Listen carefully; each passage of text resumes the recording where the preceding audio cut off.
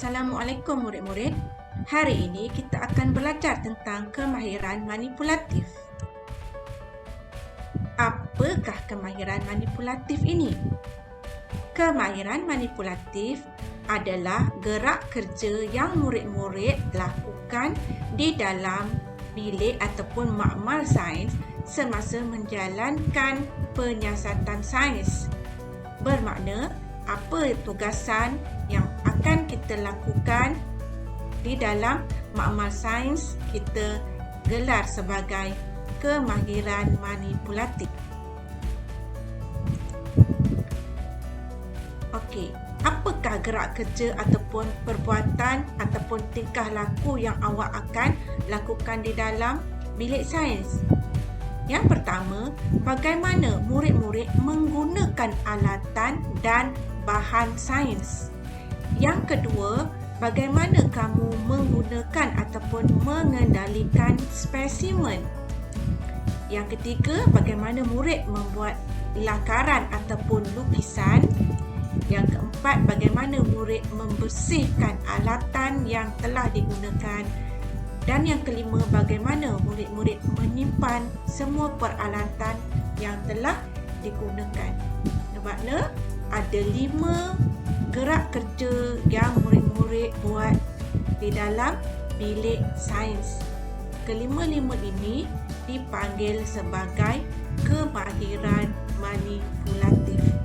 Baiklah, lepas ni kita akan tengok satu persatu. Okey, yang pertama, bagaimana murid menggunakan alatan dan bahan sains? Okey, bagaimana peralatan-peralatan yang ada di dalam bilik sains itu awak gunakan?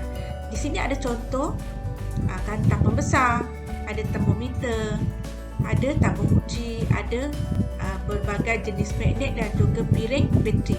Jadi semua peralatan sains ini bagaimana murid gunakan dan akan simpan semula selepas digunakan. Okey, yang kedua, mengendalikan spesimen. Maknanya di dalam bilik sains murid-murid mungkin akan mengkaji benda hidup, sama ada haiwan ataupun tumbuhan, dan seboleh-bolehnya spesimen benda hidup yang kita gunakan kita tidak bunuh. Contoh haiwan yang kita gunakan, kita nak tengok cacing, kita nak tengok patung, contoh dalam gambar cikgu ni ya. Jadi seboleh-bolehkan kita tidak bunuh haiwan hidup. Okey, kenapa kita perlu tengok daun? Sebab ni nanti dalam sains awak akan belajar pelbagai jenis urat daun, bentuk daun. Jadi ini adalah contoh gerak kerja yang awak buat dalam bilik sains. Okey, yang seterusnya, awak membuat lakaran. Murid-murid akan membuat lakaran. Macam contoh tadi ada gambar daun. Jadi awak akan lukis gambar daun. Okey. Mungkin lukis gambar alatan sains, lukis tabung uji, mungkin lukis gambar kantang pembesar. Okey, apa yang berkaitan dengan sains bergantung dengan tajuk yang sedang kita belajar. Mungkin kita lukis gambar haiwan, lukis gambar ikan, melukis gambar burung, melukis gambar tempat tinggal haiwan, contohnya lukis gambar reban ayam. Itu semua bila kita melukis, kita kata kita sedang membuat lakaran. Seterusnya, bagaimana murid-murid membersihkan alatan? Selepas semua alatan digunakan, murid-murid haruslah bersihkan lap dan simpan semula di tempat yang kita ambil. Dan murid-murid tidak perlu berebut, terutama apabila membersihkan alat yang dibuat daripada kaca. Sebab pertama, kita tak mahu alatan itu pecah, dan yang kedua, kita tak mahu murid tercedera.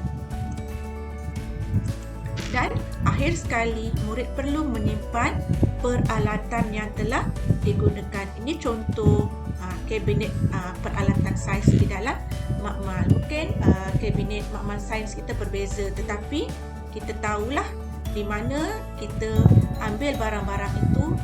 Selepas kita mencuci, mengelap, kita akan simpan semula. Kalau guru memberi arahan barang ataupun alatan yang telah dibersihkan disusun di atas meja guru, maka murid akan susunkan di atas meja guru. Maka guru yang akan menyimpan semula. Tetapi kalau guru kata menyimpan di dalam kabinet yang telah ditentukan, maka muridlah yang akan menyimpan di dalam kabinet berkenaan.